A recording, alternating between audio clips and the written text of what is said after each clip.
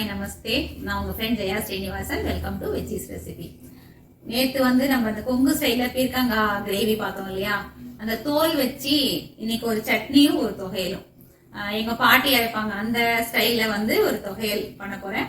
அதே மாதிரி எங்கள் அம்மா அவங்க சட்னி அரைக்கிறதுல, அதாவது டிஃபனுக்கெல்லாம் சட்னி இருக்கு இல்லையா, அதை அரைக்கிறதுல அவங்க எக்ஸ்பர்ட்.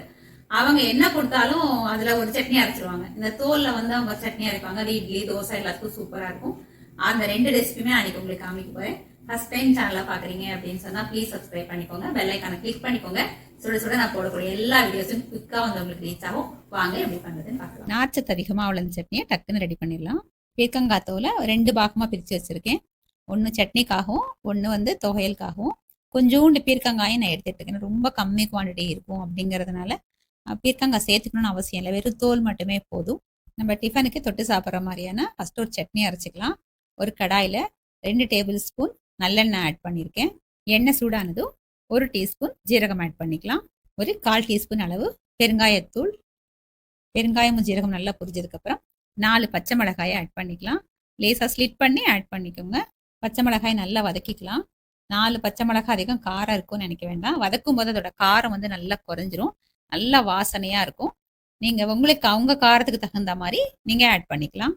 பச்சை மிளகாய் நல்லா புரிஞ்ச மாதிரி வெள்ளையாக கலர் வருது பாருங்க. அந்த அளவுக்கு வதக்கினதுக்கப்புறம் ஒரு வெங்காயத்தை கட் பண்ணி ஆட் பண்ணிடணும். 2 மீடியம் சைஸ் தக்காளியை கட் பண்ணி, கொஞ்சம் பெரிய பெரிய பீஸாக இருந்தாலும் பரவாயில்ல, நம்ம வதக்க தானே போகிறோம், ஆட் பண்ணிடணும். பீர்க்கங்காய் தோல் கொஞ்சோண்டு பீசஸ் நான் எடுத்து வச்சுருந்தேன் இல்லையா, அதையும் சேர்த்து ஆட் பண்ண வேண்டியதுதான். இதில் 1/2 டீஸ்பூன் மஞ்சத்தூள். இந்த சட்னிக்கு தேவையான அளவு உப்பு ஆட் பண்ணிக்கலாம். எல்லாத்தையும் நல்லா மிக்ஸ் பண்ணிடுவோம். உப்பு, மஞ்சத்தூள், வெங்காயம், தக்காளி எல்லாமே சேர்த்து நல்லா மிக்ஸ் பண்ணிவிட்டு ஒரு மூடியை போட்டு மூடிடலாம். ஸ்டவ் ஃப்ளேமை சிம்லே வச்சுடுவோம். ஒரு 2 நிமிஷம் கழித்து திறந்து பார்த்துடலாம். நடுவில் திறந்து நல்லா மிக்ஸ் பண்ணிவிட்டு இந்த பீர்க்கங்காய் தோல் நல்லா வேகிற வரைக்கும் நம்ம வதக்கிப்போம். மூடியை திறந்து பார்த்துடலாம். நல்லா பர்ஃபெக்டாக வெந்திருக்கு. இது நல்லா சூடு ஆறட்டும். அதுக்கப்புறம் மிக்சியில் கொரப்பாக அரைச்சி எடுத்துக்கலாம். இட்லி தோசைக்கு சூப்பரான சைட் டிஷ் ரெடி ஆயிடுச்சு. எங்கள் பாட்டி ஸ்டைலில் ஒரு தொகையல் பண்ணிடலாம். சூப்பர் டேஸ்ட்டாக இருக்கும்.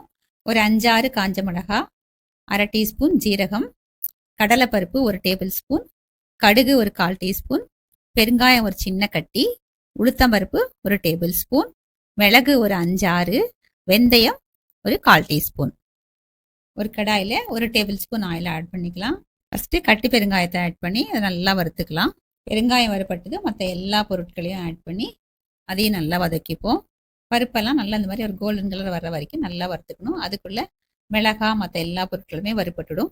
எல்லாத்தையும் ஒரு பிளேட்டுக்கு மாற்றிப்போம். நல்லா சூடு ஆறட்டும். பீர்க்கங்காய் தோல் வதக்கிறதுக்கு 1 டேபிள் ஸ்பூன் ஆயில் ஆட் பண்ணிப்போம். அதே கடாலையே நம்ம வதக்கிக்கலாம். இப்போ நம்ம எடுத்து வச்சுருக்கோம் இல்லையா, இந்த தோலும் கொஞ்சம் பீசஸும் இதை எண்ணெயில் ஆட் பண்ணிக்கலாம். 1/4 டீஸ்பூன் அளவு மஞ்சத்தூள், தேவையான அளவு உப்பு, நல்லா ஒரு தடவை மிக்ஸ் பண்ணிடுவோம். காயும் பீர்க்கங்காய் தோலும் நல்லா வேகணும். காய் சீக்கிரம் வெந்துடும், தோல் தான் கொஞ்சம் டைம் எடுக்கும் வேகிறதுக்கு. ஃப்ளேமை சிம்மில் வச்சுட்டு மூடியை போட்டு மூடிடலாம். ஒரு முறை மூடியை திறந்து பார்த்துடலாம். ஒரு முறை நல்லா வதக்கி விட்டுட்டு நல்லா தோலும் காயும் நல்லா வேகிற வரைக்கும் மூடியை போட்டு வேக வச்சுப்போம். இப்போது தோல் நல்லா வதங்கியிருக்கு, நல்லா வெந்திருக்கு சாஃப்டாக. ஒரு பிளேட்டுக்கு ட்ரான்ஸ்ஃபர் பண்ணிடலாம். சூடு நல்லா ஆறட்டும். ஒரு மிக்சி ஜாரில் நம்ம வறுத்து வச்ச எல்லா பருப்பும் தோலும் சேர்த்து மிக்சியில் தொகையல் அரைச்சிடலாம். ஒரு கொரப்பாக அரைச்சிக்கலாம். சின்னோண்டு துண்டு ஒரு புளியை ஆட் பண்ணி கொஞ்சம் தண்ணி ஆட் பண்ணி அரைச்சி ஒரு பவுலுக்கு மாற்றிக்கலாம். அது கொஞ்சம் கொரப்பாக இருந்தால் சாதத்துக்கு பசஞ்சு சாப்பிட்றதுக்கு சூப்பராக இருக்கும். பர்ஃபெக்ட் டேஸ்ட்டில் தொகையல் ரெடி ஆகிடுச்சு. அதே மிக்சி ஜாரில் நம்ம சட்னிக்கு வதக்கி வச்சுருக்கோம் இல்லையா, எல்லாத்தையும் மிக்சி ஜாருக்கு ஆட் பண்ணிக்கலாம். மிக்சி ஜார் வாஷ் கூட பண்ணல. அதே மாதிரி பீர்க்கங்காய் தொகையல் தானே, அதனால் அதே ஜார் அப்படியே நான் யூஸ் பண்ணிக்கிறேன். மிக்சியில் நம்ம நைஸாக வேணால் நைஸாக அரைச்சிக்கலாம், இல்லை கொரப்பாக வேணாலும் நம்ம அரைச்சிக்கலாம். தேவையான அளவு தண்ணியும் நம்ம ஆட் பண்ணிக்கலாம். பாருங்கள், சட்னியும் சூப்பராக ரெடி ஆகிடுச்சு. அந்த காலத்தில் எந்த ஒரு பொருளையும் வேஸ்ட் பண்ணாமல் அவங்க எல்லாமே அதை ஏதோ விதமாக நமக்கு யூஸ் ஆகிற மாதிரி மாற்றிருக்காங்க. சட்னி ரொம்ப சூப்பராக இருக்கும். தோசை, இட்லி, சப்பாத்தி எல்லாத்துக்குமே ரொம்ப நல்லா டேஸ்ட்டாக இருக்கும். கண்டிப்பாக நீங்கள் இதை ட்ரை பண்ணி பாருங்கள். இந்த சட்னி தொகையல் 2 ரெசிபியுமே நீங்கள் கண்டிப்பாக ட்ரை பண்ணி பாருங்கள். எப்படி எனக்கு கமெண்ட்டில் சொல்லுங்கள். சேனலை சப்ஸ்கிரைப் பண்ணிக்கோங்க, எனக்கு மோட்டிவேஷனாக இருக்கும். லைக் பண்ணுங்க, ஃப்ரெண்ட்ஸ் அண்ட் ஃபேமிலியோட ஷேர் பண்ணுங்க, பெல் ஐக்கானை கிளிக் பண்ணுங்க.